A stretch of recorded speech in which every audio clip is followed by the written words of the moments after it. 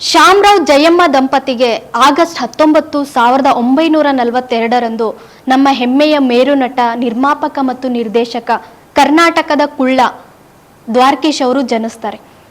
ಇವರು mechanical engineer ಪದವಿಯನ್ನ ಪಡೆದು ಇಂಡಸ್ಟ್ರಿಗೂ ಬರೋಕ್ಕೂ ಮೊದಲೇ ಆಟೋಮೊಬೈಲ್ ಸ್ಪೇರ್ ಶಾಪ್ ಅನ್ನ ಹೊಂದಿರ್ತಾರೆ.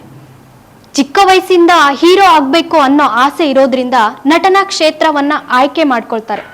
ಇವರ ಆಯ್ಕೆಯನ್ನ ನಿರಾಕರಿಸಿದ್ದಕ್ಕೆ ಕುಟುಂಬದಿಂದ ಹೊರಬಂದು ಹುಣಸೂರು ಕೃಷ್ಣಮೂರ್ತಿ ಅವರ ಸಹಾಯದಿಂದ 1963ರಲ್ಲಿ ನಮ್ಮ ಕನ್ನಡ ಇಂಡಸ್ಟ್ರಿಗೆ ಪಾದಾರ್ಪಣೆಯನ್ನ ಮಾಡ್ತಾರೆ. ಮೊದಲನೇ ಬಾರಿಗೆ ದ್ವಾರಕೀಶ್ ಅವರು ಕಾಣಿಸಿಕೊಂಡಂತ ಸಿನಿಮಾ ವೀರ ಸಂಕಲ್ಪ.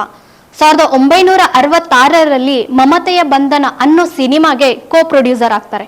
ಅದಾದ್ಮೇಲೆ 1969ರಲ್ಲಿ ಡಾಕ್ಟರ್ ರಾಜ್ಕುಮಾರ್ ಅವರ ಮೇಯರ್ ಮುತ್ತಣ್ಣ ಸಿನಿಮಾಗೆ ನಿರ್ಮಾಣ ಮಾಡುವ ಅವಕಾಶ ಸಿಗುತ್ತೆ.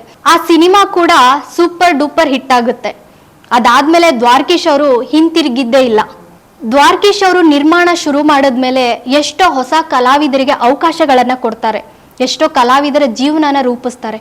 ಈಗಲೂ ಕೂಡ ದ್ವಾರಕೀಶ್ ಅವರು ಬೆಳೆಸಿರೋ ಕಲಾವಿದರು ಅವರನ್ನ ನೆನೆದು ದೇವ್ರು ಅಂತ ಕೊಂಡಾಡ್ತಾರೆ. ನೀ ಬರೆದ ಕಾದಂಬರಿ ಸಿನಿಮಾ ಮೂಲಕ ನಿರ್ದೇಶನವನ್ನ ಶುರು ಮಾಡ್ತಾರೆ. 300ಕ್ಕೂ ಹೆಚ್ಚು ಸಿನಿಮಾಗಳಲ್ಲಿ ನಟನೆನ ಮಾಡ್ತಾರೆ. 40ಕ್ಕೂ ಹೆಚ್ಚು ಸಿನಿಮಾಗಳನ್ನ ನಿರ್ಮಾಣ ಮಾಡ್ತಾರೆ. ಹಾಗೆ ಹಲವಾರು ಸಿನಿಮಾಗಳನ್ನ ನಿರ್ದೇಶನ ಕೂಡ ಮಾಡ್ತಾರೆ. ಪ್ರಾರಂಭದಲ್ಲಿ ಸಕ್ಸಸ್ ಅನ್ನ ಕಂಡವರು ಕೆಲವು ಸಿನಿಮಾಗಳಿಂದ ಸೋಲನ್ನ ಕಂಡು ಆರ್ಥಿಕವಾಗಿ ಕುಗ್ಗಿ ಹೋಗ್ತಾರೆ. ಸಿನಿಮಾ ಕ್ಷೇತ್ರದಲ್ಲಿ ಸಾಕಷ್ಟು ಏಳು ಬೀಳನ್ನ ಕಂಡವರು ಎರಡನ್ನೂ ಕೂಡ ಸಮವಾಗಿ ನೋಡ್ತಾ ಇದ್ರು. ಅವರ ವೈಯಕ್ತಿಕ ವಿಚಾರದ ಬಗ್ಗೆ ಸಾಕಷ್ಟು ಚರ್ಚೆಗೀಡಾಗಿದ್ರು. ದ್ವಾರಕೀಶ್ ಅವ್ರದ್ದು 2 ಮದುವೆ ಆಗಿತ್ತು.